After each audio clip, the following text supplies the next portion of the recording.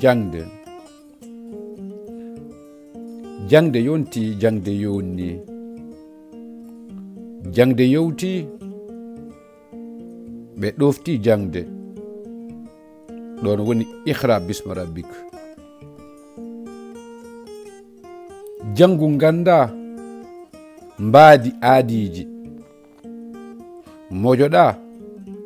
mottoɗa hone miijoji majjinoji majjinoji e haalullaji hanki ko ɗum woni yewtere hakkunde hanki e hande hanki wiyi hande mi woyi mbaadi hande hande ine oñi hande kañumne jaabi wiyi o wi kono ɗum ɓooyi a tooñi kono mi muñi hanki jaabi min de mboɗo suni holto kolɓel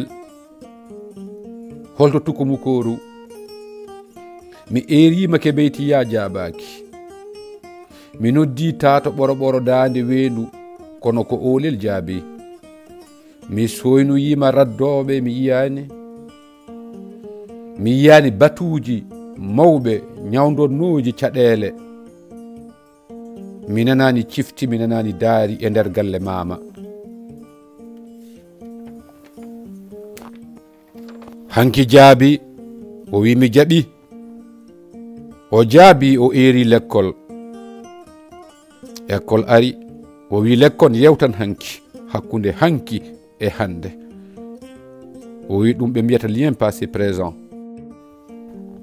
hanki noon kadi ene yiri ɗum ni no âge d'or kono lekkon jaabi wi o wi kala pucci ɓakke wotoji jamɗe ine woodi kono koye mbaadi wondi ɗum hande ene wiye travaux manuel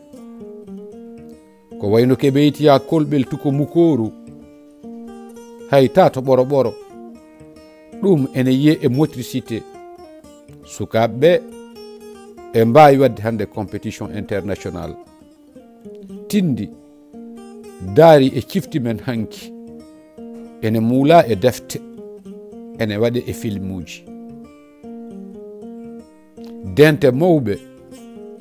e nder assemblée communal e nder assemblée régional e nder assemblée départemental mi salmini mon frère Hamidou Sidou Sow conseil départemental de Matam hanki koye haala koye kolodiral hande ko e bindol